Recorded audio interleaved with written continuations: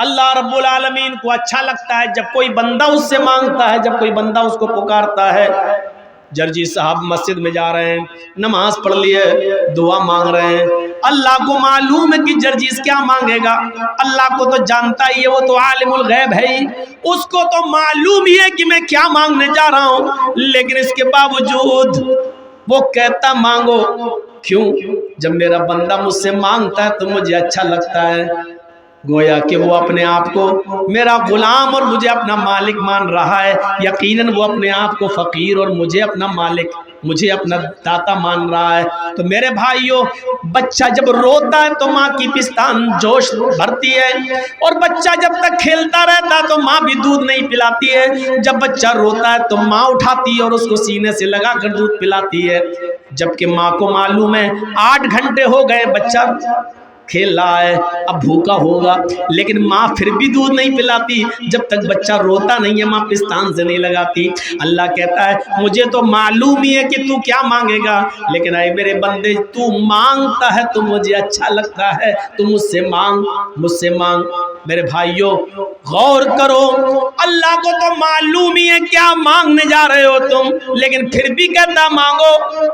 اور اگر کوئی آدمی مانگنا چھوڑ دے، مانگنا چھوڑ دے، اللہ کو پکارنا چھوڑ دے، تو اللہ کہتا ہے یستبدل قوما غیر قوم، اگر تم نے اللہ سے مانگنا چھوڑ دیا، اللہ کو پکارنا چھوڑ دیا، اللہ کو بلانا چھوڑ دیا، اللہ سے تم نے اپنی حاجتیں اور ضرورتیں مانگنا چھوڑ دی، تو اللہ تمہیں برباد کر دے گا، اللہ تمہیں اس دنیا سے مٹا دے گا، اور پھر تمہاری جگہ ایسی قوم کو لائے گا، ایسے لوگوں کو پیدا کرے گا جو دنیا میں آئیں گے اور پھر وہ اپنے رب سے توبہ کریں گے، استغفار کریں گے، اپنے رب کو پکاریں گے، اپنے رب سے مانگیں گے۔ اللہ کو اچھا لگتا ہے کہ مانگا جائے۔ اللہ کے نبی فرماتے ہیں کہ تم وضو بناتے ہو، جب ہاتھ دھلتے ہو تو ہاتھ سے گناہ دھل جاتے ہیں، جب تم کلا کرتے ہو تو زبان سے جو گناہ تم نے کیے وہ دھل جاتے ہیں، جب تم چہرہ دھلتے ہو تو چہرے سے، آنکھ سے جو تم نے گناہ کیے وہ تمہارے مٹ جاتے ہیں، ہاتھ جب دھلتے ہو تو ہاتھ سے گناہ مٹ جاتے ہیں، جب تم پیر دھلتے ہو تو پیروں سے گناہ مٹ جاتے ہیں۔ میرے بھائیوں، آپ نے گناہ مٹانے کے ضابطے اور اصول بتائے کہ یہ کام کرو گے تو تم یہ گناہ مٹیں گے۔ نماز بھی گناہوں کو مٹانے کا ایک ذریعہ ہے، تو کلکی کا نام بھی ویدوں میں آیا ہے، گناہوں کو مٹانے والا محمد رسول اللہ صلی اللہ علیہ وسلم گناہوں کو مٹانے والے تھے۔ کیوں جھگڑا کیا جا رہا ہے آج؟ ضرورت ہے اس طریقے کے پروگرام کرانے کی کہ جس میں یہ بتایا جائے کہ یہ دھرم کبھی کسی کو لڑنا اور جھگڑنا نہیں سکھاتا ہے۔ جس مذہب کو تم ہمیں محمد رسول اللہ کا مذہب سے جوڑ کر اور تانا مارتے ہو، کہتے ہو کہ نیا دین، ہم نئے دین کو نہیں مانتے ہیں، یہ بہت پرانا دین ہے۔ جب بگڑ گیا اور لوگوں نے اس میں بگاڑ پیدا کر دیا تو محمد رسول اللہ صلی اللہ علیہ وسلم کو اس کی اصلی شکل سمجھانے کے لیے اور بتانے کے لیے بھیجا گیا ہے کہ آپ وہی دین لوگوں کو دیجئے جو اوریجنل دین تھا نوح کا، جو اوریجنل دین تھا ابراہیم کا، جو اوریجنل دین دیا تھا موسیٰ نے، اور جو اوریجنل دین دیا تھا عیسیٰ نے۔ کیا موسیٰ علیہ السلام نے یہی دین دیا تھا؟ موسیٰ علیہ السلام نے یہی تو کہا تھا God is only one، اللہ صرف ایک ہے۔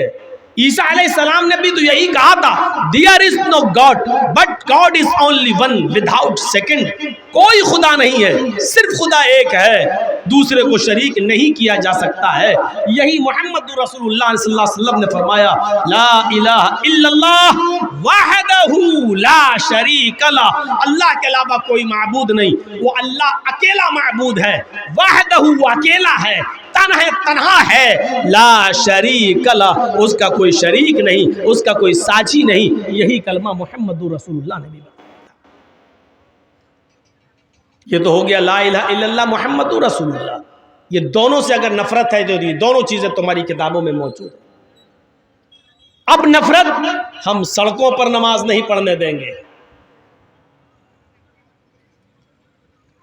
تم رام نومی کا جلوس خوب سڑکوں پہ نکالو،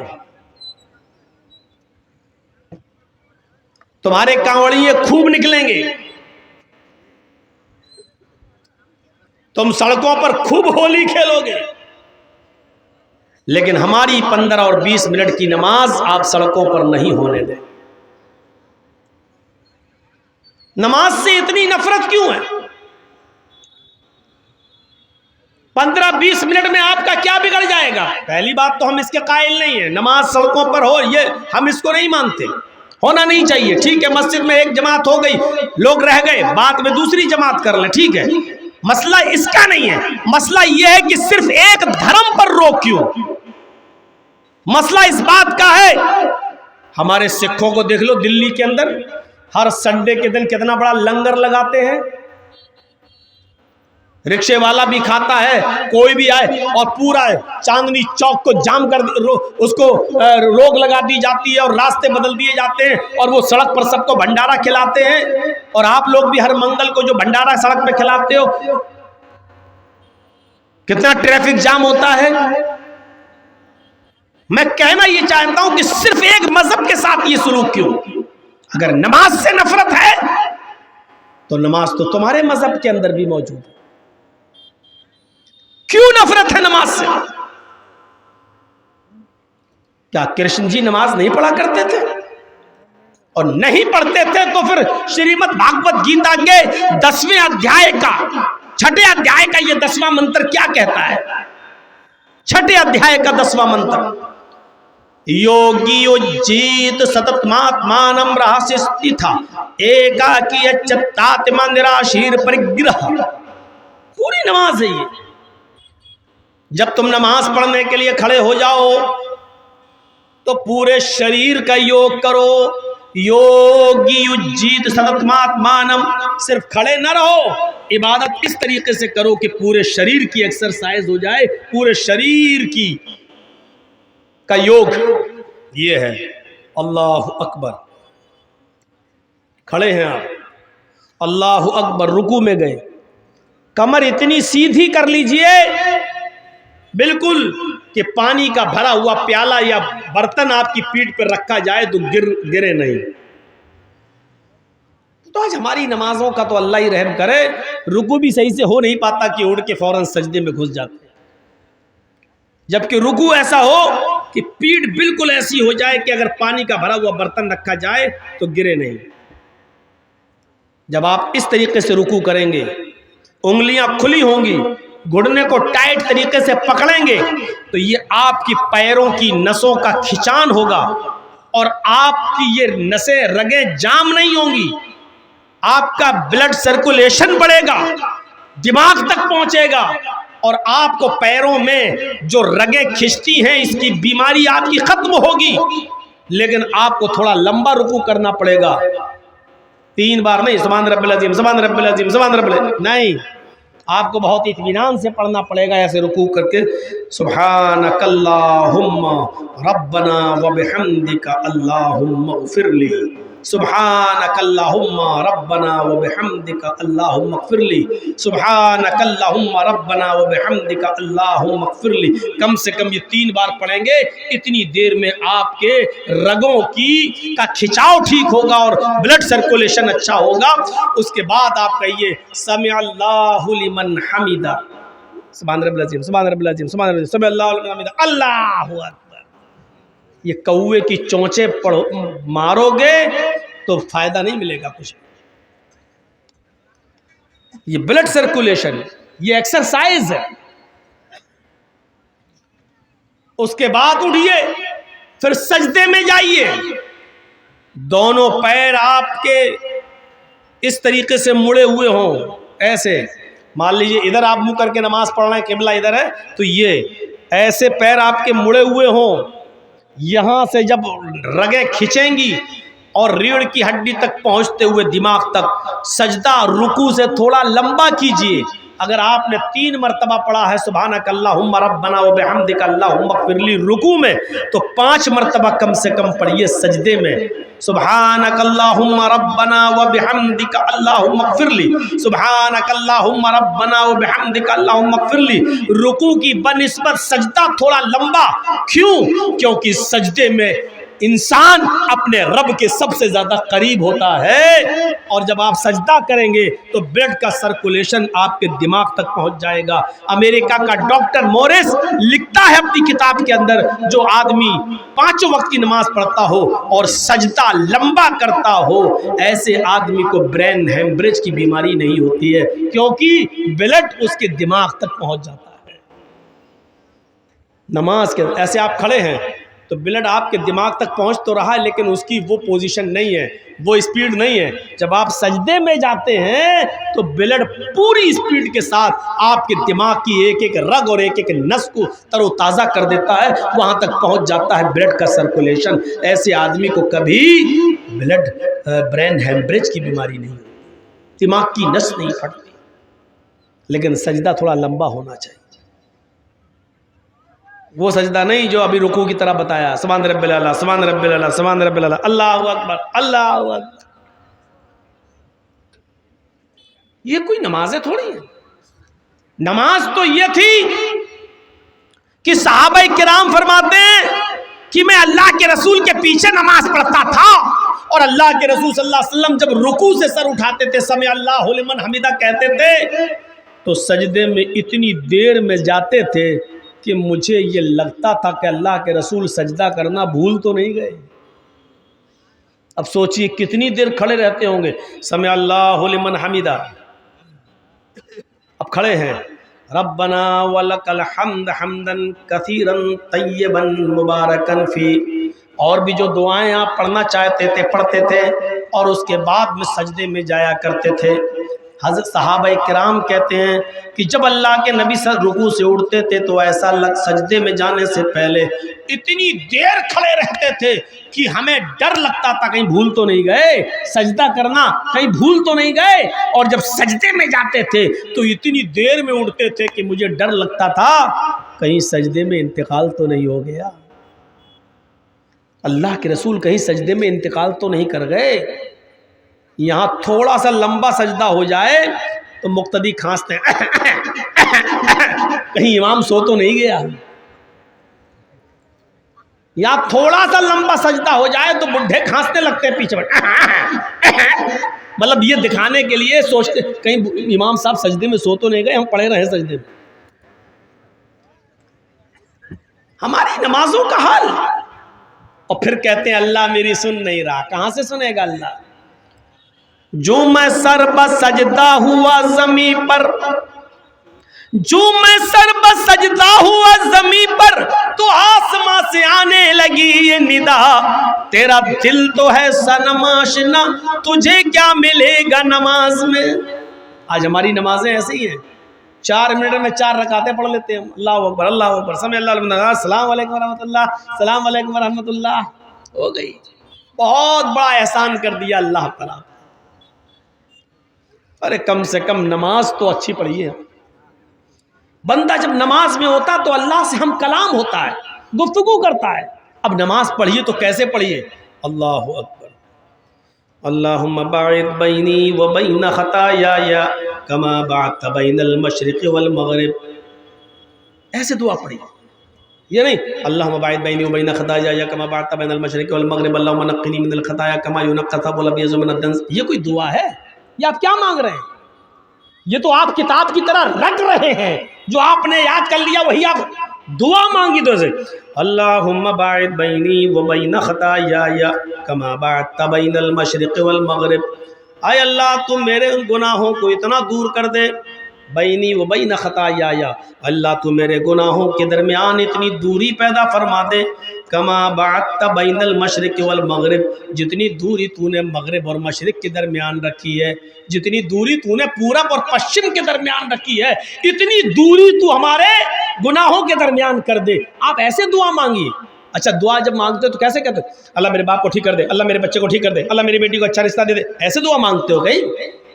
جب آپ دعا مانگتے ہو نماز کے بعد بھی یا کبھی تو کیسے دعا مانگتے ہو؟ اللہ میری اماں کو ٹھیک کر دے، اللہ میرے ابا کو ٹھیک کر دے، اللہ میرے بچے کو ٹھیک کر دے، اللہ میری پھوپھی کو ٹھیک کر دے، یہ دعا مانگتے ہو؟ ایسی تو کہتے نا، اے اللہ تم مجھے ہدایت دے، اے اللہ تم مجھے قبر کے عذاب سے محفوظ فرما دے، اللہ تو میرے والد صاحب کی قبر کو نور سے بھر دے، اللہ تو میرے ماں باپ کی مغفرت فرما۔ آپ ایسی تو دعا مانگتے ہو، تو نماز میں آپ ایک ساتھ کیسے پڑھتے ہو؟ اہدنا الصراط المستقیم صراط الذین انعمت علیہم، ایسا پڑھے نماز میں نیت باندھی، الحمدللہ رب العالمین الرحمن الرحیم مالک یوم الدین ایاک نعبد و ایاک نستعین اہدنا الصراط المستقیم۔ ارے بھائی تم دعا مانگ رہے ہو، دعا مانگ رہے ہو، یہ کوئی دعا ہے؟ اہدنا الصراط المستقیم، اے اللہ تو ہم کو سیدھے راستے پر چلا، صراط الذین انعمت علیہم، اے اللہ مجھے ان لوگوں کے راستے پہ چلا جن کے اوپر تو نے انعام نازل کیا ہے، غیر المغضوب علیہم ولا الضالین، اللہ مجھے ان لوگوں کے راستے پہ مت چلا جن کے اوپر تیرا غیظ و غضب اور غصہ نازل ہوا۔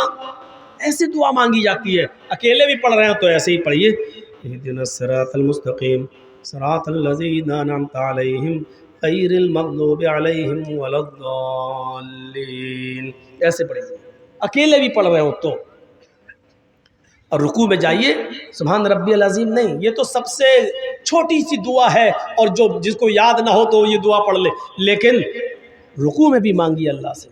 اور رکوع کی سب سے افضل دعا کون سی ہے؟ رکوع اور سجدے دونوں میں پڑھی جاتی ہے دعا، سبحانک اللہم ربنا وبحمدک اللہم اغفر لی، سبحانک اللہم، اے اللہ تیری ذات پاک ہے، وبحمدک تیری تعریف کے ساتھ، سبحانک اللہم ربنا، اے ہمارے رب، وبحمدک اللہم اغفر لی، تو میری مغفرت فرما، اللہ تو مجھے بخش دے۔ ایسے دعا، یہ کوئی دعا ہے؟ سبحانک اللہم ربنا وبحمدک اللہم اغفر لی، سبحانک اللہم ربنا وبحمدک اللہم اغفر لی، سبحانک اللہم ربنا وبحمدک اللہم اغفر لی۔ یہ آپ ایسے دعا مانگ رہے ہیں، یہ دعا مانگنے کا طریقہ نہیں ہے۔ تیری ذات با برکت ہے، تو پاک ہے، تیری حمد کے ساتھ اللہ تو مجھے بخش دے، یہ تو آپ دھمکی دے رہے ہیں، یہ انداز نہیں ہونا چاہیے۔ مانگنے والا انداز ہو، اللہم اغفر لی۔ کوئی فقیر تمہارے دروازے پہ آئے کہ دے، اے جلدی دے، اے دے دے دے دے دے، اللہ کے نام پہ دے، اللہ کے نام پہ دے، اللہ کے، آپ اس کو دیں گے؟ بھگائیں گے اس کو؟ وہی فقیر، بھائی میرا بیٹا بہت بیمار ہے، اس کو کینسر کی بیماری ہو چکی ہے، بھائی صاحب کچھ مدد کیجیے، صاحب میرے بچے کی طرف دیکھیے، اللہ تعالیٰ تمہیں بہت کچھ دے گا۔ جب وہ عاجزی کے ساتھ مانگے گا تو آپ کا دل پسیجے گا اور آپ دیں گے۔ اللہ رب العالمین کو اچھا لگتا ہے جب کوئی بندہ اس سے مانگتا ہے، جب کوئی بندہ اس کو پکارتا ہے۔ جرجی صاحب مسجد میں جا رہے ہیں، نماز پڑھ لیے، دعا مانگ رہے ہیں، اللہ کو معلوم ہے کہ جرجیز کیا مانگے گا، اللہ کو تو جانتا ہی ہے، وہ تو عالم الغیب ہے ہی، اس کو تو معلوم ہی ہے کہ میں کیا مانگنے جا رہا ہوں، لیکن اس کے باوجود وہ کہتا مانگو۔ کیوں؟ جب میرا بندہ مجھ سے مانگتا ہے تو مجھے اچھا لگتا ہے، گویا کہ وہ اپنے آپ کو میرا غلام اور مجھے اپنا مالک مان رہا ہے، یقیناً وہ اپنے آپ کو فقیر اور مجھے اپنا مالک، مجھے اپنا داتا مان رہا ہے۔ تو میرے بھائیوں، بچہ جب روتا ہے تو ماں کی پستان جوش بھرتی ہے، اور بچہ جب تک کھیلتا رہتا ہے تو ماں بھی دودھ نہیں پلاتی ہے، جب بچہ روتا ہے تو ماں اٹھاتی ہے اور اس کو سینے سے لگا کر دودھ پلاتی ہے، جبکہ ماں کو معلوم ہے 8 گھنٹے ہو گئے بچہ کھیل رہا ہے، اب بھوکا ہوگا، لیکن ماں پھر بھی دودھ نہیں پلاتی جب تک بچہ روتا نہیں ہے، ماں پستان سے نہیں لگاتی۔ اللہ کہتا ہے مجھے تو معلوم ہی ہے کہ تو کیا مانگے گا، لیکن اے میرے بندے تو مانگتا ہے تو مجھے اچھا لگتا ہے، تو مجھ سے مانگ، مجھ سے مانگ۔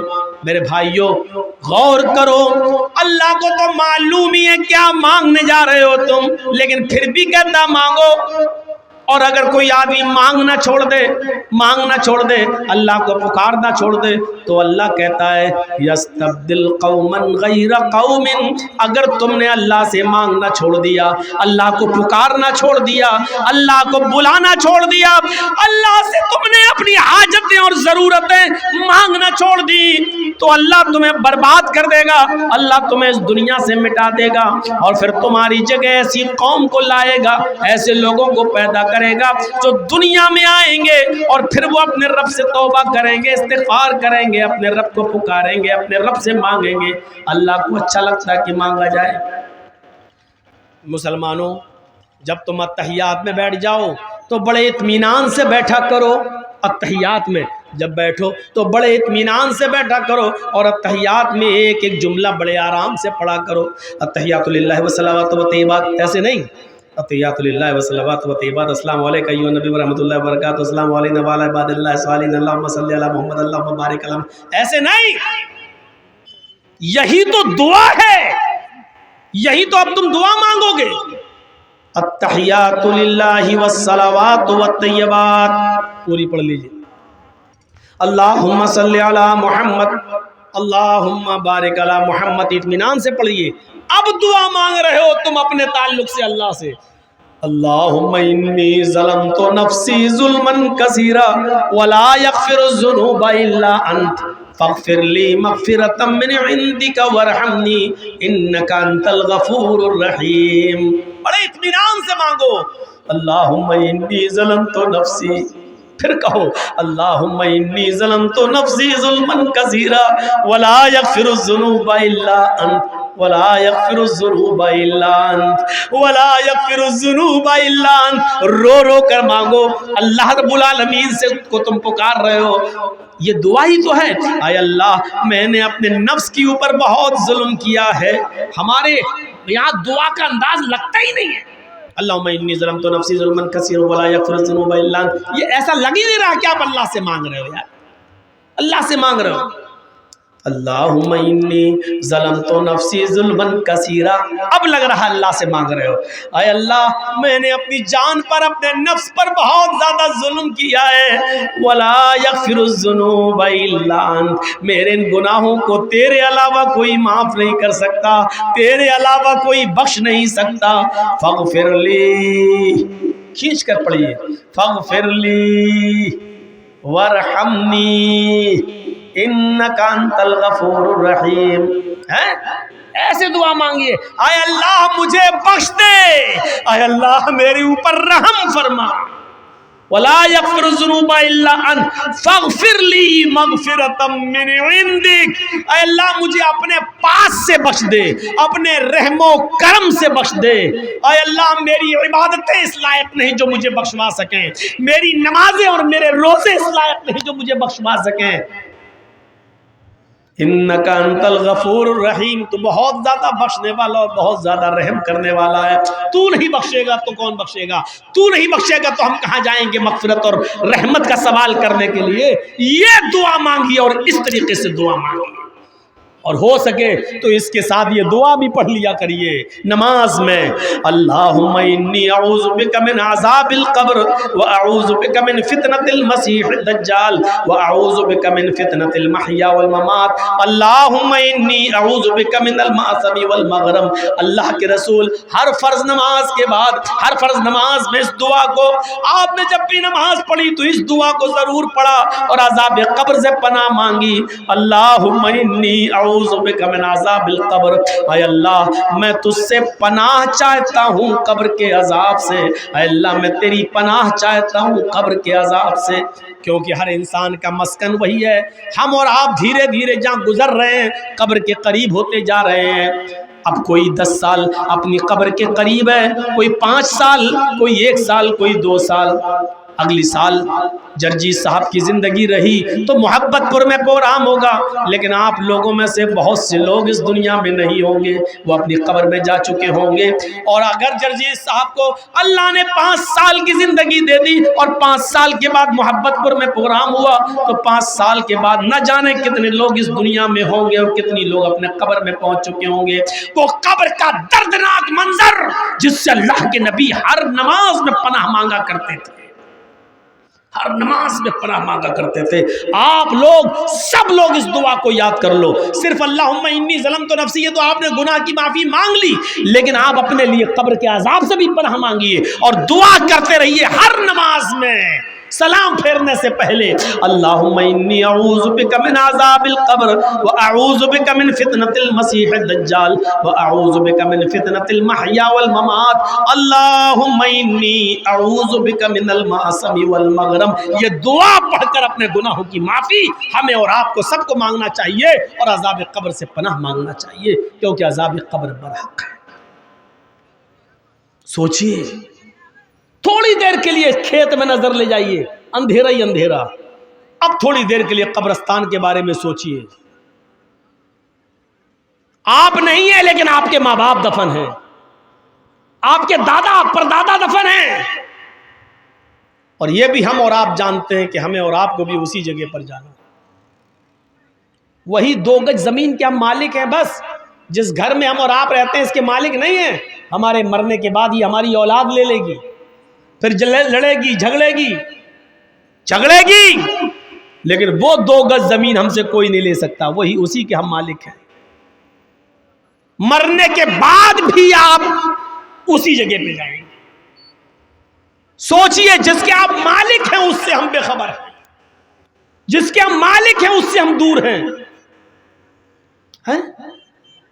تصور کریں آپ، جب قبرستان جایا کریں یا آپ کا گزر قبرستان پر ہوا کرے تو ان قبروں کی طرف ایک بار ضرور دیکھ لیا کرو اور اپنی موت کو یاد کر لیا کرو، اور موقع لگے تو اس قبرستان میں پیر رکھ کر اندر داخل ہو جایا کرو، اور کم سے کم یہ دعا کر لیا کرو، السلام علیکم اہل الدیار من المؤمنین والمسلمین وَإِنَّا إِن شَاءَ اللَّهُ بِكُمْ لَلَاحِقُونَ نَسْأَلُ اللَّهَ لَنَا وَلَكُمُ الْعَافِيَةَ۔ یہ قبرستان میں جا کر اتنی دعا بھی کر لیا کرو۔ تمہارا اتنا دعا کرنے سے قبرستان کے مردوں پر، قبرستان کے مدفون لوگوں پر اللہ کی سلامتی اور رحمتیں نازل ہوتی ہیں، کیونکہ اس وقت قبر کے اندر جو لوگ ہیں وہ تمہاری اور ہماری دعاؤں کے بڑے محتاج ہیں، بڑے محتاج ہیں۔ جب کوئی بیٹا اپنے باپ کے لیے دعا کرتا ہے تو باپ کا ایک درجہ بلند کر دیا جاتا ہے، اور وہ فرشتوں سے کہتا ہے آج میرا درجہ بلند کیوں کیا جا رہا ہے، آج میرے درجے میں اضافہ کیوں کیا جا رہا ہے؟ فرشتے کہتے ہیں آج تیری اولاد نے تیرے لیے دعا کی ہے، آج تیری اولاد نے تیرے لیے دعا کا تحفہ بھیجا ہے، اور اللہ تعالیٰ نے مجھے حکم دیا کہ میں تیرے درجے کو بلند کریں۔ کتنے لوگ ایسے ہیں جن کو اپنے ماں باپ کے لیے دعا کرنا بھی نصیب نہیں ہوتا، وہی اپنی زبان میں دعا کر رہے، اللہ میرے باپ کو بخش دے، اللہ میرے باپ کی قبر کو نور سے بھر دے۔ ارے صاف صاف قبر پر جاؤ اور دعا مانگو اپنے باپ کی قبر پر کھڑے ہو کر، اللہم اغفر لہ وارحمہ وعافہ واعف عنہ واکرم نزلہ ووسع مدخلہ واغسلہ بالماء والثلج والبرد ونقہ من الخطایا کما نقیت الثوب الابیض من الدنس۔ یہ دعا مانگو اپنے باپ کی قبر پر، اللہ کے رسول نے جو دعا سکھلائی وہ دعا مانگو، اللہ کے رسول نے یہ دعائیں بتائی ہیں، یہ دعا مانگا کرو۔ اے اللہ میرے باپ کی مغفرت فرما دے، ورحمہ اللہ میرے باپ پر رحم فرما، وعافہ واعف عنہ اے اللہ تو ان سے درگزر فرما، واکرم نزلہ اور ان کی بہترین مہمان نوازی کر، ووسع مدخلہ اور ان کی قبر کو کشادہ فرما دے، واغسلہ بالماء والثلج والبرد اے اللہ میرے باپ کے گناہوں کو دھل دے پانی سے، والثلج والبرد برف سے اور اولوں سے، وَنَقِّهِ مِنَ الْخَطَايَا اور میرے ماں باپ کے گناہوں کو اے اللہ صاف کر دے، وَنَقِّهِ مِنَ الْخَطَايَا ان کے گناہوں کو مٹا دے، كَمَا نَقَّيْتَ الثَّوْبَ الْأَبْيَضَ مِنَ الدَّنَسِ جیسے کپڑے کا میل و کچیل صاف ہو جاتا ہے صابن لگانے سے یا دھوبی کی بھٹی میں ڈالنے سے، جیسے کپڑے کا میل و کچیل صاف ہو جاتا ہے، ایسے ہی میرے ماں باپ کے گناہوں کو مٹا دے۔ یہ دعا مانگا کرو اپنے ماں باپ کی قبر پر جاتا ہے۔ تو اس طریقے سے دعا مانگی جاتی ہے۔ تو نماز سے نفرت کرتے ہو، نماز آپ کی کتابوں میں سجدہ، ساستانگ، کون سی ایسی چیز ہے کہ جس کی بنیاد پر آپ ہم سے نفرت کرنا چاہتے ہیں؟ یہ اسلام ساری کائنات کے لوگوں کا دین نہیں۔ اللہ کا شکر ادا کرو کہ یہ دین ہمیں ملا ہے، اور مسلمانوں صاف طور پہ کہہ دوں برا مت مانیے گا، آج مولانا جرجیس جیسے لوگوں کو آپ کے پاس آنا پڑتا ہے سمجھانے کے لیے۔ 20-25 سالیں ہو گئیں، آج تک ہم آپ مولانا لوگ آپ کو سمجھا رہے ہیں، جبکہ آپ خود دوسروں کے لیے پیدا ہوئے تھے۔ ہم آپ کو سمجھائیں گے؟ مسلمانوں آپ تو خود غیر مسلموں کے لیے پیدا کیے گئے ہو۔ کنتم خیر امۃ اخرجت للناس تأمرون بالمعروف وتنہون عن المنکر. اللہ کے نبی صلی اللہ علیہ وسلم نے فرمایا مومنو تم ایک بہترین جماعت ہو. کنتم خیر امت اخرجت للناس. مسلمانوں تم ایک بہترین جماعت ہو اس لیے کہ تمہیں دوسرے لوگوں کے لیے پیدا کیا گیا ہے, تمہیں دوسروں کے لیے بنایا گیا ہے, تمہیں دوسروں کے لیے بھیجا گیا ہے. ہم دوسروں کے لیے آئے, ہم ہندو بھائیوں کے لیے, یہودیوں کے لیے, عیسائیوں کے لیے, مجوسیوں کے لیے آئے ہیں. امت مسلمہ کا ایک ایک فرد دوسروں کے لیے پیدا ہوا ہے. جو قوم دوسروں کے لیے پیدا ہوئی تھی آج وہی محتاج ہو گئی ہے, آج اسی کو سمجھانا پڑ رہا ہے, آج اسی کے پیچھے پڑنا پڑ رہا ہے, آج اسی کو نماز اور روزے کی طرف بلانا پڑ رہا ہے. اس سے زیادہ میرے بھائیوں آج ہمارے رونے کے دن اور کیا ہو سکتے ہیں اور افسوس کے دن اور کیا ہو سکتے ہیں. اسلام جس کی خوبیوں کو دیکھ کر لوگ اسلام کی طرف دوڑتے تھے آج دور ہو رہے ہیں. ہمارے حالات دیکھ کر آج دور ہو رہے ہیں. ہماری کنڈیشن دیکھ کر آج ہم سے لوگ دور بھاگ رہے ہیں. کل تک جب بجتی ہوئی بینڈ اور باجے کے ساتھ بارات آیا کرتی تھی اور ہماری مسجدوں میں نماز ہوا کرتی تھی تو غیر مسلم بھائی دور سے اپنی بارات کے باجے گاجے بند کر دیا کرتے تھے اور کہتے تھے کہ مسلمان لوگ مسجد میں نماز پڑھ رہے ہیں, اگر ہم بینڈ باجے کے ساتھ بجتی ہوئی بارات لے جائیں گے تو ان مسلمانوں کو تکلیف ہوگی. کل تک وہ بینڈ اور باجے بند کر دیا کرتے تھے اور مسجد سے گزر جایا کرتے تھے اور کافی دور جانے کے بعد وہ بینڈ باجے بجایا کرتے تھے. لیکن آج تمہاری مسجدوں کا حال یہ ہو چکا ہے کہ تمہاری نمازیں ہو رہی ہوتی ہیں اور مسجد کے باہر ہو ہلڑ ہوتا ہے, کوئی فرق نہیں. کیوں؟ کیونکہ آزان کے وقت تمہارے موبائل بند نہیں ہوتے ہیں.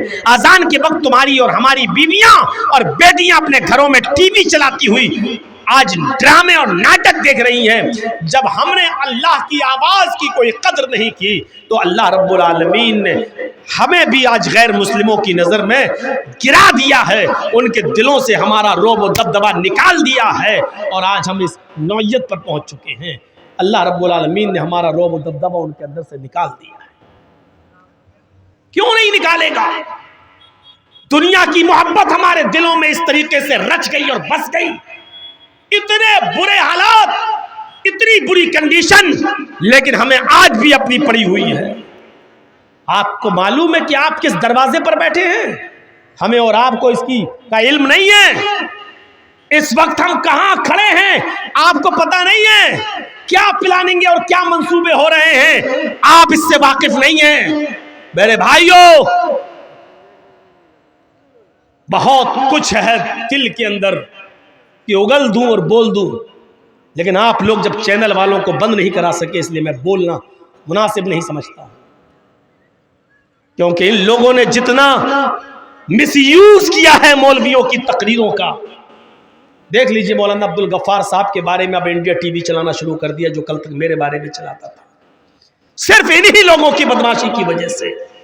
لیکن ہر جلسے میں بار بار منع کیا گیا لیکن پھر بھی آپ نہیں روک رہے ہیں. اس لیے مولوی بھی اب اپنے دل کی بات کہہ نہیں پاتا ہے, کیونکہ وہ بھی کسی ماں کا بیٹا ہے, وہ بھی کسی باپ کی اولاد ہے, نہیں چاہتا ہے کہ اس کے اوپر کوئی الٹے سیدھے کیس درج ہو. آپ کہاں کھڑے ہیں آپ کو معلوم ہے؟ کیا کیا منصوبے ہو رہے ہیں, آپ تو بیٹھے ہوئے ہیں. جب دنیا کی محبت ہمارے دلوں میں رچ گئی اور بس گئی, کیا کہا تھا اللہ کے رسول صلی اللہ علیہ وسلم نے؟ اور غور کرو, ہمارے زوال کی اور پستی کا سبب 1400 سال پہلے اللہ کے رسول نے بتایا تھا کہ یہ دو چیزیں تمہیں ہلاک کر دیں گی اور دنیا کی دوسری قومیں تمہارے اوپر پل پڑیں گی. آج دیکھ لیجئے ہمارے بھائی ہمارے اوپر پل پڑے, کیوں پل پڑے ہیں؟ کیوں آج ہم ذلیل اور رسوا ہو رہے ہیں؟ اللہ کے رسول نے کہا تھا یوشک الامم ان تداعی علیکم کما تداعی الاکلۃ علی قصتها. ایک ایسا زمانہ تمہارے اوپر آ جائے گا کہ دنیا کی ساری قومیں تمہارے اوپر ایسے پل پڑیں گی جیسے بھوکے لوگ دسترخوان کے اوپر پل پڑتے ہیں. جیسے بھوکے لوگ دسترخوان پر ٹوٹ پڑتے ہیں، ایسی دنیا کی ساری قومیں تمہارے اوپر ٹوٹ پڑیں گی۔ آج ہر جگہ مسلمانوں کے حالات کیسے ہیں؟ صرف ہندوستان کے اندر ہی نہیں، پاکستان میں دیکھ لو، ایران میں دیکھ لو، عراق میں دیکھ لو، سیریا میں دیکھ لو، دمشق میں دیکھ لو، لیبیا میں دیکھ لو، لبنان میں دیکھ لو، اردن جزائر میں دیکھ لو، اور سب سے زیادہ فلسطین میں دیکھ لو۔ کیسے تمہاری بہنوں نے اور ہماری بیٹیوں نے عید کے دن نیا کپڑا، عید کے دوسرے دن پھر دوسرا کپڑا، تیسرے دن تیسرا کپڑا، چوتھے دن چوتھا کپڑا، کیسے پہننا گوارا کر لیا اپنے جسم کی اوپر؟ اور کیسے تم نے اپنی بہن اور اپنی بیٹیوں اور اپنی بیویوں کو عید کے دن کا کپڑا الگ، عید کے دوسرے دن کا الگ اور تیسرے دن کا الگ کیسے پہنانا گوارا کر لیا؟ کیا تمہیں مصر کی اس لڑکی کی چیخیں نہیں سنائی دے رہی ہیں؟ کیا تمہیں فلسطین کی اس بیٹی کی چیخیں نہیں سنائی دے رہی ہیں جس کی عمر ماتر 17-18 سال، جس کا گھر بلڈوز کر دیا گیا ہے، بموں سے اڑا دیا گیا ہے، جو جنگل میں کسی صحرا میں خیمے میں سو رہی ہے اور اپنے جسم کے اوپر نقاب اوڑے ہوئے ہے، عبایا پہنے، نقاب پہنے ہوئے، اور کسی میڈیا والے نے اس سے پوچھا کہ ایسی حالت میں بھی تم جب سونے کے لیے جا رہی ہو تو نقاب اوڑھ کر، تو اس اللہ کی بندی نے چیخ کر کہا، ہاں ہم بموں کے سایوں میں، پتہ نہیں کب کوئی بم میرے اوپر گر جائے، میں چاہتی ہوں کہ جب کوئی بم میرے اوپر گرے اور میری روح نکلے اس وقت میں بے پردہ نہ رہوں، اس وقت میرے جسم پر پورا کا پورا پردہ ہو، قیامت کے دن اللہ پوچھے تو میں یہ کہہ سکوں کہ اللہ میں نے گھروں کو برباد ہوتے ہوئے دیکھا لیکن مرتے وقت میں نے اپنا پردہ اور اپنی حیا برباد نہیں کی۔ کیا تمہیں فلسطین کی ان لڑکیوں کی چیخیں نہیں سنائی دے رہی ہیں؟ کیا فلسطین کی ان بہنوں کی چیخیں تمہاری ماں اور بہنوں بیٹیوں کے کانوں میں نہیں جا رہی ہیں؟ کیسے تم نے عید پہ نئے کپڑے پہننا گوارا کر لیے؟ کیسے تم نے اپنی ماں بہن بیٹیوں کو ہر دن کا نیا سوٹ پہنانا گوارا کر لیا؟ اور جا کر دیکھو لکھنؤ کی حالت، اور جا کر دیکھو ہمارے شہروں کی حالت، عید کے دن کا کپڑا الگ، عید کی باسی کا الگ، عید کے تیسرے دن کا الگ، نانی کے یہاں جائیں گے تو الگ کپڑا پہن کے جائیں گے، خالہ کے یہاں جائیں گے تو الگ سوٹ پہن کر جائیں گے۔ میرے بھائیوں، ہماری ماں بہن بیٹیوں کو کون بتائے گا فلسطین کی بہنوں کا درد؟ دیکھیے سعودی عرب میں رمضان میں ایک آدمی عمرے کے لیے جاتا ہے اور سوال کرتا ہے امام حرم سے کہ امام صاحب ہمارے فلسطین کے حالات ایسے ہیں کہ اس رمضان کے مہینے میں بھی گولیاں چل رہی ہیں، برس رہی ہیں، اور ہمارے پاس کھانا پانی کچھ نہیں ہے، لیکن اس کے باوجود ہم روزہ رکھتے ہیں۔ امام حرم نے کہا اللہ تمہارے روزوں کو قبول فرمائے۔ اس نے کہا مسئلہ یہ پوچھنا ہے کہ ہمارے پاس کھانے کو کچھ نہیں ہوتا ہے۔ اللہ کے رسول نے فرمایا تسحروا فإن فی السحور برکہ، سحری کیا کرو، سحری کرنے میں برکت ہے۔ ہمارے پاس تو پانی بھی نہیں کہ میں پی سکوں، اگر نیت سے سحری کر لو تو ہمارا روزہ ہو جائے گا یا نہیں؟ پھر اس آدمی نے سوال کیا امام محترم روزہ رکھ لیا نیت سے، شام کو افطار کرنے کے لیے ہمارے پاس ایک کھجور بھی نہیں، ایک گھوٹ پانی بھی نہیں، کھانا تو دور کی بات، ایک گھوٹ پانی بھی نہیں، اگر نیت سے ہم روزہ کھول لیں کہ میں نے روزہ کھول لیا، اتنا دل میں نیت کر لیں تو میرا روزہ افطار ہو جائے گا یا نہیں؟ اتنا سننا تھا کہ امام حرم ڈھیکے مار مار کے رونے لگے، چیخ چیخ کر رونے لگے، اور اس فلسطینی نوجوان کو اپنے سینے سے لگایا۔ کیسے تم نے 100 لوگوں کو اپنے دسترخوانوں پر افطار کرا کے رنگین قسم کے کھانے رکھ کر ان کی فوٹو لے کر واٹس ایپ پہ ڈال کر نمائش کرنا کیسے گوارا کر لیا؟ کیا تمہیں فلسطین کے نوجوانوں کا درد تمہارے سینوں میں پیدا نہیں ہوا؟ کیسے یہ گوارا کر لیا تم نے؟ ایسے لوگ بھی. اور روزہ تو انہی غریبوں اور مسکینوں کا درد پیدا کرنے کے لیے آیا تھا کہ بھوکے رہو گے تو غریبوں کا درد سمجھو گے، بھوکے رہو گے تو مسکینوں کا درد سمجھو گے. ہم بھوکے رہتے ہیں لیکن غریبوں کا درد ہم نہیں سمجھ پائے، مسکینوں کا درد ہم نہیں سمجھ پائے. کیسے غریب اور مسکین بھیک مانگتا ہے مسجد کے دروازے پر؟ رمضان کے مہینے میں بھی ہم نے زکوٰۃ کیوں نہیں دی؟ ہم نے ایسا ان کو اس لائق کیوں نہیں بنایا کہ رمضان کے مہینے میں وہ دروازے بھیک نہ مانگیں؟ ہم خود ان کے دروازوں تک پہنچائیں، اور اتنا پہنچائیں کہ عید کے دن تک وہ اپنے گھر پہ کھاتے اور پیتے رہیں اور ایک دن بھی باہر نہ نکلیں. ہم نے ایسا سماج کیوں نہیں بنایا؟ کون ذمہ دار ہے اس کا؟ میرے بھائیوں، معاف نہیں کیے جاؤ گے. یہ آنسو بیکار نہیں جائیں گے فلسطین کے لوگوں کے، ایک ایک قطرے کا حساب ہوگا. اتنی بزدل قوم ہے، وہ لڑ رہے ہیں اور ان حالات میں بھی روزہ رکھ رہے ہیں. ان حالات میں بھی انہوں نے روزہ رکھا. تم عید کے کپڑے ڈھونڈتے ہو، ان کے پاس اپنے بچوں کو دفن کرنے کے لیے کفن پہنانا بھی نصیب نہیں ہو رہا. تمہاری بیٹیوں اور بہنوں اور بیویوں کو نئے کپڑے چاہیے. وہ دردناک چہرہ نہیں آ رہا سامنے کہ ایک باپ کے پاس اپنے بیٹے کو کفنانے کے لیے کپڑا نہیں تھا، اس نے اپنی لنگی اتاری اور گھٹنے تک، یہاں تک کا چڈھا آتا ہے نیکر، وہ یہاں تک پہنے ہوئے تھا. اس نے اپنی لنگی اٹھائی اور کھولی اور اسی لنگی میں اس نے اپنے بیٹے کو لپیٹا اور ایک گڑھے کے اندر دفن کر دیا، آنکھوں میں آنسو بہاتے ہوئے. کیا رمضان کا مہینہ اسی لیے آیا تھا کہ ہم غریبوں کی ہمدردی اپنے دل میں پیدا نہ کر سکیں؟ میں جانتا ہوں کہ فلسطین کے لوگوں کے بارے میں بولنا بھی ہمارے حکمرانوں کی نظر میں جرم ہوگا، لیکن رہے جرم، اتنا تب کر ہم تھوڑی رہیں گے، اتنا کمپرومائز تھوڑی کیا جائے گا. تمہارے بنگال میں 2 آدمی مرتے ہیں تو اتر پردیش کے چیف منسٹر کے پیٹ میں درد ہوتا ہے. اتر پردیش کے چیف منسٹر کے پیٹ میں درد ہوتا ہے. اور ہزاروں لوگوں کی جو لنچنگ کر دی گئی، پیڑ پہ باندھ کر مارا گیا، خنجر بھونکے گئے، ڈنڈے برسائے گئے، ہاتھ پیر باندھ کر ان کو لنچ کر کے مار دیا گیا، اس کے بارے میں ایک آواز نہیں. اور یہ دھرم کا ٹھیکیدار؟ میرے بھائیوں، ان کو دھرم کے ٹھیکیدار کہو گے؟ ان کو دھرم کے پجاری کہو گے؟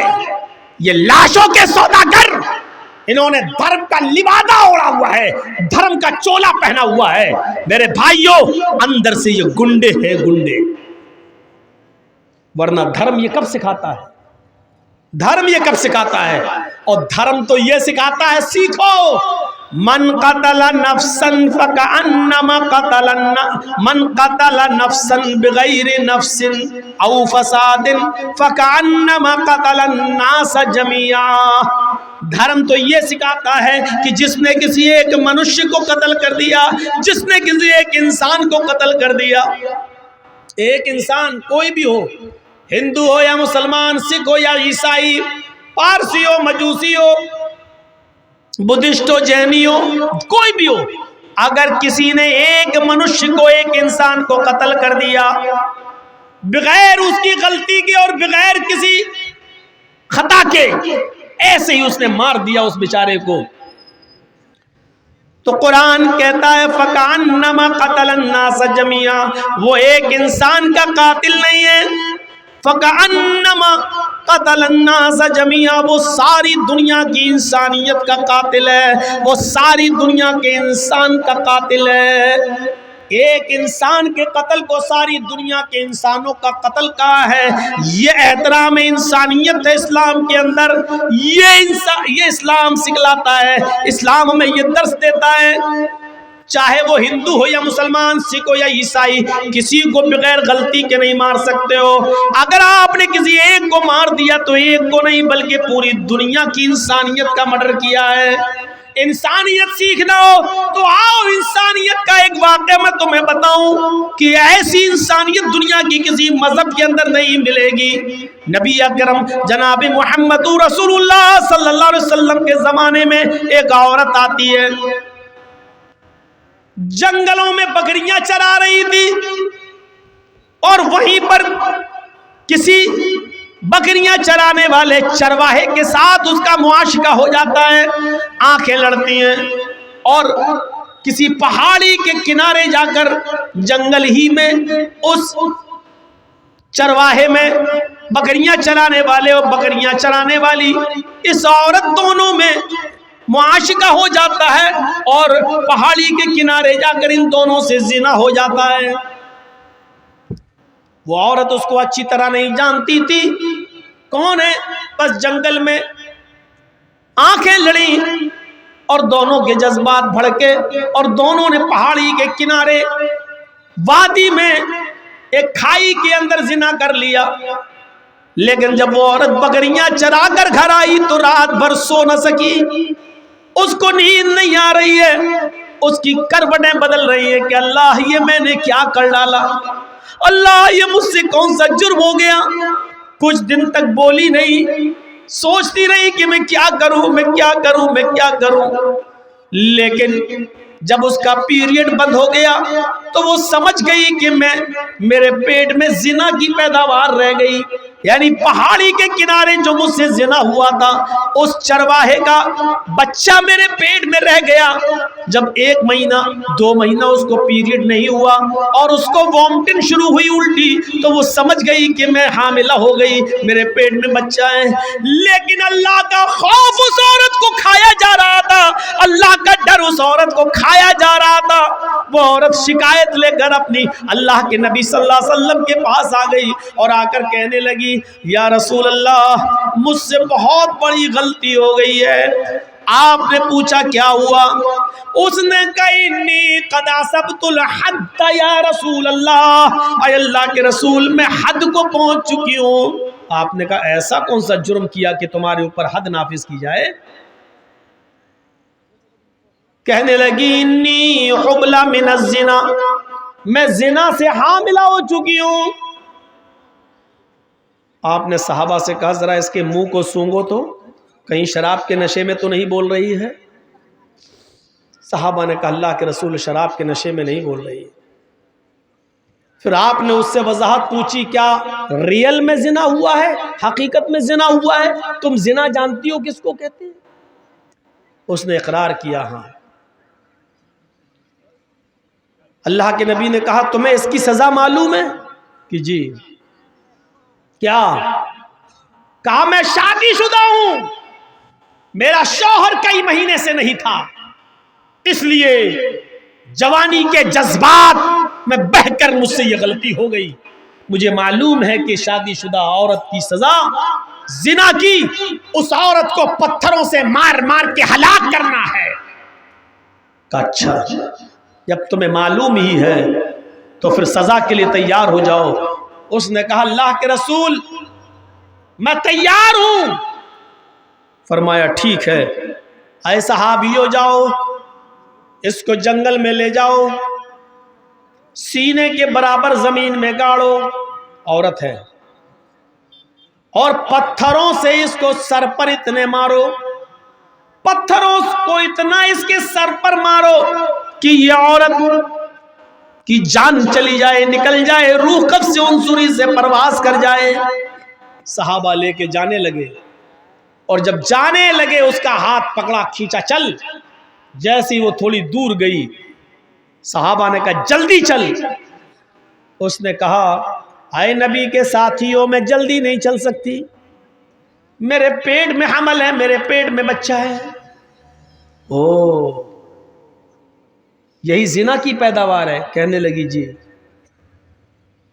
صحابہ کرام اللہ کے نبی کے پاس دوبارہ اس عورت کو لے کر آئے، کہا اللہ کے نبی اس عورت کی داستان تو سنو، اس نے پوری بات نہیں بتائی۔ کہا کیا؟ کہا کہ جب میں نے اس سے کہا جلدی چلو تو یہ کہنے لگی کہ میں زیادہ جلدی نہیں چل سکتی، اس لیے کہ میرے پیٹ میں حمل ہے، میرے پیٹ میں بچہ ہے۔ اللہ کے نبی نے اس سے پوچھا کیا یہ صحیح بات ہے؟ کہنے لگی ہاں اے اللہ کے رسول، میرے پیٹ میں بچہ ہے، زنا کی پیداوار ہے، اسی آدمی نے جس نے زنا کیا ہے اسی کا حمل میرے پیٹ میں رہ گیا ہے۔ آپ نے کہا تو پھر غلطی تیری ہے، تجھے سزا ملنی چاہیے، تیرے پیٹ میں جو بچہ پل رہا ہے اس کو کیوں مارا جائے؟ اس کی کیا غلطی ہے بیچارے کی؟ انسانیت دیکھ رہے ہیں آپ، ایک ناجائز بچہ، لیکن اللہ کے رسول اس کو بھی مارنے کی اجازت نہیں دے رہے ہیں۔ جب تم مر جاؤ گی تو بچہ بھی مر جائے گا، نہیں، ابھی پیٹ میں تیرے بچہ ہے، اس بچے کو تیرے پیٹ میں نہیں مارا جائے گا، جا جب بچہ پیدا ہو جائے تب آنا۔ کہنے لگی اللہ کے رسول ابھی تو 7 مہینے لگ جائیں گے۔ کہا 7 مہینے کے بعد آنا، ابھی تجھے ماروں گا تو بچہ بھی مر جائے گا۔ چھوڑ دیا اس کو، جیل میں نہیں رکھا کہ بھاگ جائے گی۔ کیوں؟ جس کو اللہ کا ڈر ہے وہ کہاں جائے گی؟ میری عدالت سے بھاگ جائے گی، کل قیامت کے دن اللہ کی عدالت میں تو سزا پائے گی، میرا کیا بگاڑے گی؟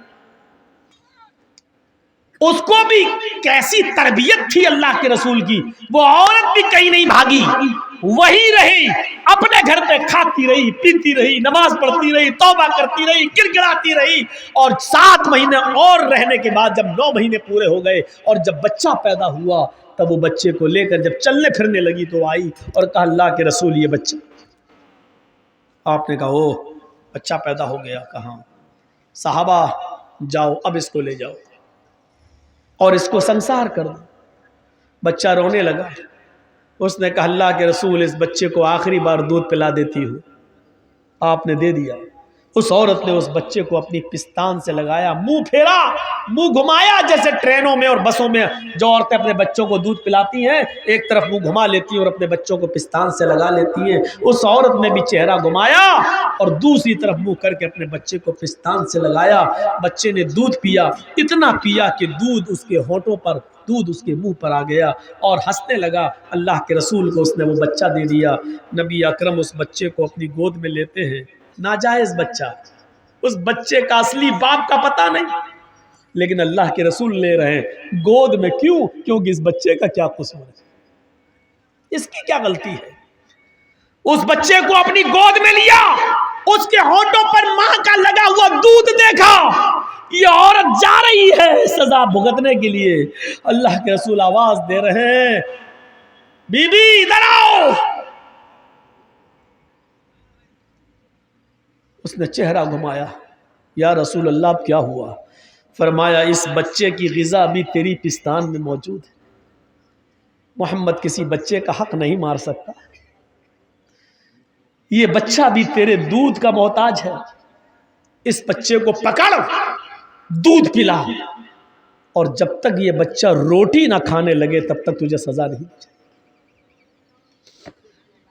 کہنے لگی اللہ کے رسول اگر بیچ میں مر گئی تو جہنم میں جاؤں گی۔ کہا نہیں، تیری نیت تو اچھی ہے، اللہ نیت کے مطابق جزا و سزا دیتا ہے، جا جب دودھ روٹی کھانے لگے اور دودھ چھوڑ دے تب آنا۔ بچے کو اس نے دودھ پلایا اور جب بچہ روٹی کھانے لگا، روٹی دانتوں سے توڑنے لگا، تب وہ لے کر آئی، اے اللہ کے رسول دیکھیے بچہ روٹی کھا رہا ہے۔ جب آپ نے دیکھا کہ بچہ اب روٹی کھانے لگا ہے تب اس عورت کے اس بچے کو اپنی گود میں لے لیا اور ایک صحابی کے حوالے کر دیا، اس بچے کی پرورش تم کرو، اس بچے کو تم پالو۔ اور اس عورت سے کہنے لگے کہ اے عورت، اب محمد الرسول اللہ کی عدالت میں تجھے اور زیادہ مہلت دینے کی کوئی گنجائش نہیں ہے، جتنی گنجائش میں دے سکتا تھا اتنی دے دی، جتنی مہلت میرے ہاتھ میں تھی وہ میں دے چکا ہوں، اب شریعت محمدی میں تیرے لیے کوئی مہلت باقی نہیں ہے۔ اے میرے صحابیوں اب اس عورت کو لے جاؤ اور اس کو جا کر سنسار کر دو، پتھروں سے مار مار کے ہلاک کر دو۔ اس عورت کو جنگل میں لے جایا گیا، اس عورت کو سینے کے برابر زمین میں گاڑا گیا اور سارے صحابہ نے پتھر اٹھا لیے۔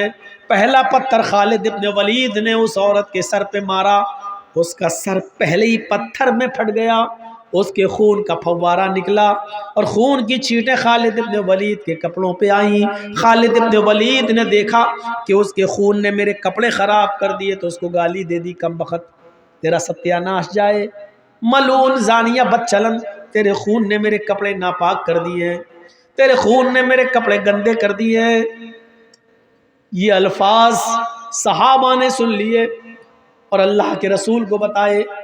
عورت تو اس دنیا سے چلی گئی، عورت تو اس دنیا سے رخصت ہو گئی، پتھر کھا کھا کر اس نے تو اپنی جان دے دی، لیکن اللہ کے رسول صلی اللہ علیہ وسلم کو اتنا برا لگا کہ خالد ابن ولید نے یہ جملے کیوں بولے۔